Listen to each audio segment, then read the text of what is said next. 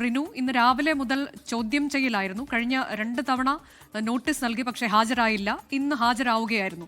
അതിനുശേഷം ഇന്ന് അറസ്റ്റ് ഉണ്ടാകുമോ എന്നതിലൊക്കെ അവ്യക്തത നിലനിന്നിരുന്നു. പക്ഷേ ഇപ്പോൾ കൃത്യമായി കണ്ടെത്തലുകളൊക്കെ പുറത്തു വരികയാണ്. രാവിലെ മുതൽ സംഭവിച്ചത് എന്താണ്? വിശദാംശങ്ങൾ. അനുജ, രാവിലെ 10 മണിയോടുകൂടിയാണ് തിരുവനന്തപുരത്തെ പോലീസ് ആസ്ഥാനത്തേക്ക് പത്മകുമാർ എത്തുന്നത്. 10:20 പത്മകുമാറിനെ എച്ച് വെങ്കടേഷ്, ഈ അന്വേഷണ സംഘത്തിന് നേതൃത്വം നൽകുന്ന എച്ച് വെങ്കടേഷിന്റെ നേതൃത്വത്തിൽ SP ശശിധരന്റെ നേതൃത്വത്തിൽ ചോദ്യം ചെയ്തു. എല്ലാ അന്വേഷണ ഉദ്യോഗസ്ഥരും ആ ചോദ്യം ചെയ്യലിൽ പങ്കെടുത്തു എന്നുള്ള വിവരമാണ് നമുക്ക് ലഭിക്കുന്നത്. ആ ചോദ്യം ചെയ്യലിന് ശേഷം 5 മണിക്കൂറോളം ചോദ്യം ചെയ്യൽ നീണ്ടുനിന്നു. 4 മണിക്കൂറിന് ശേഷം 5 മണിക്കൂറോളം ചോദ്യം ചെയ്യൽ നീണ്ടുനിന്നു. ഈ ചോദ്യം ചെയ്യലിന് ശേഷമാണ് ഇന്ന് 3:30 അറസ്റ്റ് രേഖപ്പെടുത്തിയത് എന്നുള്ള വിവരമാണ് നമുക്ക് ലഭ്യമാകുന്നത്. നിലവിൽ അറസ്റ്റിലായവരിൽ വെച്ച് ഏറ്റവും ഉന്നതൻ എന്ന് തന്നെ നമുക്ക് പറയേണ്ടി വരും. അതായത് ശബരിമല സ്വർണ്ണക്കൊള്ളയുമായി ബന്ധപ്പെട്ടുകൊണ്ടുള്ള മുഖ്യ സൂത്രധാരനാണ് പത്മകുമാർ എന്ന് തന്നെ നമുക്ക് വിശേഷിപ്പിക്കേണ്ടി വരും. അത്തരമൊരു കണ്ടെത്തൽ കൂടി SIT നടത്തിയിട്ടുണ്ട്. അതിന്റെ അടിസ്ഥാനത്തിൽ കൂടിയാണ് ഈ അറസ്റ്റ് രേഖപ്പെടുത്തിയിരിക്കുന്നത്. ഉണ്ണികൃഷ്ണൻ പോറ്റിയുമായി ഗൂഢാലോചന നടത്തി എന്നുള്ളതാണ് പത്മകുമാറിന്റെ മേലുള്ള കുറ്റം. ഈ പത്മകുമാറിന്റെ വീട്ടിലടക്കം വെച്ച് ഈ ഗൂഢാലോചന നടത്തി എന്നുള്ളതും സാമ്പത്തിക നേട്ടമുണ്ടാക്കി. ഒപ്പം ഉണ്ണികൃഷ്ണന് ഈ സാമ്പത്തികം കൈമാറിയതുമായി ബന്ധപ്പെട്ടുള്ള ബാങ്ക് രേഖകളടക്കം SIT നേരത്തെ തന്നെ കൈക്കലാക്കിയിരുന്നു.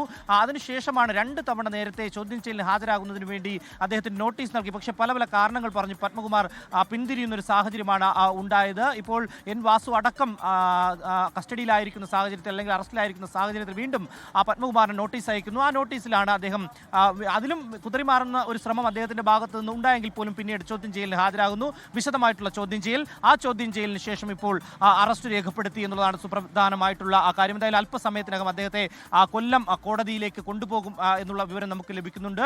നിമിഷങ്ങൾക്കകം തന്നെ അദ്ദേഹത്തെ ഈ PHQവിൽ നിന്ന്, പോലീസ് ഹെഡ്ക്വാർട്ടേഴ്സിൽ നിന്ന് ജനറൽ ആശുപത്രിയിലേക്ക് വൈദ്യപരിശോധനയ്ക്ക് കൊണ്ടുപോകുമെന്നുള്ള വിവരമാണ് നമുക്ക് ലഭിക്കുന്നത്. എന്തായാലും അന്വേഷണ ഉദ്യോഗസ്ഥർ എല്ലാവരും തന്നെ ഈ PHQവിൽ ഉണ്ട് എന്നുള്ളത് നമുക്കറിയാം. ഉണ്ണികൃഷ്ണൻ പോറ്റി, ദേവസ്വം ബോർഡ് മുൻ അഡ്മിനിസ്ട്രേറ്റീവ് ഓഫീസർ മുരാരി ബാബു, മുൻ executive officer D Sudheesh Kumar, മുൻ ദേവസ്വം കമ്മീഷണറും പ്രസിഡന്റുമായിരുന്ന N വാസു തുടങ്ങിയവർ നിലവിൽ അറസ്റ്റിലായിട്ടുണ്ട്. N വാസുവിനെ ഇന്നിപ്പോൾ വൈകുന്നേരം 4 മണി വരെ കസ്റ്റഡിയിലേക്ക് നൽകുന്ന ഒരു സാഹചര്യം.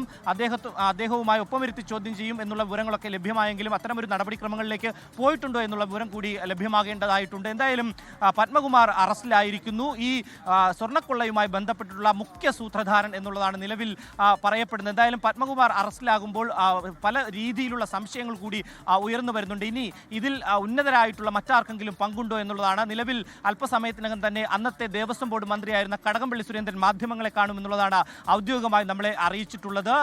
ഈ കടകംപള്ളി സുരേന്ദ്രനിലേക്ക് ഉൾപ്പെടെ ഈ സ്വർണ്ണക്കടത്തുമായി ബന്ധപ്പെട്ടുകൊണ്ട് വിരൽ ചൂണ്ടുന്ന ഒട്ടനവധി കാര്യങ്ങൾ ഉയർന്നു വരുന്ന സാഹചര്യത്തിൽ കൂടിയാണ് നിലവിൽ പത്മകുമാർ അറസ്റ്റിലായിരിക്കുന്നു. അതുകൊണ്ട് തന്നെ അദ്ദേഹം മാധ്യമങ്ങളെ കണ്ട് പ്രതികരിക്കുമെന്നുള്ളതാണ്. എന്തായാലും CPMന്റെ പത്തനംതിട്ട ജില്ലാ കമ്മിറ്റി അംഗവും മുൻ ദേവസ്വം ബോർഡ് പ്രസിഡന്റ് കൂടിയാണ് ഈ പത്മകുമാർ എന്ന് പറയുന്നത്. നേരത്തെ തന്നെ ശബരിമലയിൽ യുവതീ പ്രവേശന വിഷയവുമായി ബന്ധപ്പെട്ട ആ സമയം മുതൽ പാർട്ടിയുമായി ഇടഞ്ഞ ഒരു നിലപാടിലേക്ക് അദ്ദേഹം പോകുന്നു. വീണ ജോർജിനെ സംസ്ഥാന സെക്രട്ടേറിയറ്റിലേക്ക് എടുക്കുന്ന ഒരു സാഹചര്യത്തിൽ പോലും ഇദ്ദേഹത്തിന്റെ ഭാഗത്തു നിന്ന് ചില വീഴ്ചകൾ, FB പോസ്റ്റിൽ പ്രതികരിക്കുന്ന ഒരു വീഴ്ച, ഇത്തരത്തിൽ പാർട്ടിയുമായി ഇടഞ്ഞു നിൽക്കുന്ന ഒരു സാഹചര്യം. എന്തായാലും നിലവിലിപ്പോൾ CPMന്റെ സംസ്ഥാന സെക്രട്ടറി അടക്കം അദ്ദേഹത്തെ തള്ളിപ്പറയുന്ന ഒരു സാഹചര്യം. ആരായാലും നിയമത്തിന് വിധേയരായി അവർ നടപടിയുമായി മുന്നോട്ട് പോകുമെന്നുള്ളത് തന്നെയാണ് പത്തനംതിട്ട CPMന്റെ ജില്ലാ സെക്രട്ടറി പോലും പറഞ്ഞു വെക്കുന്നത്. അനുജ, ലോകത്തെവിടെയായാലും ഏത് സമയത്തും 24 വാർത്തകളും ഓഗ്മെന്റഡ് റിയാലിറ്റി പാക്കേജുകളും എക്സ്പ്ലെയിനറുകളും വിശദമായി കാണാൻ ഞങ്ങളുടെ YouTube ചാനൽ നിങ്ങൾക്ക് സബ്സ്ക്രൈബ് ചെയ്യാം.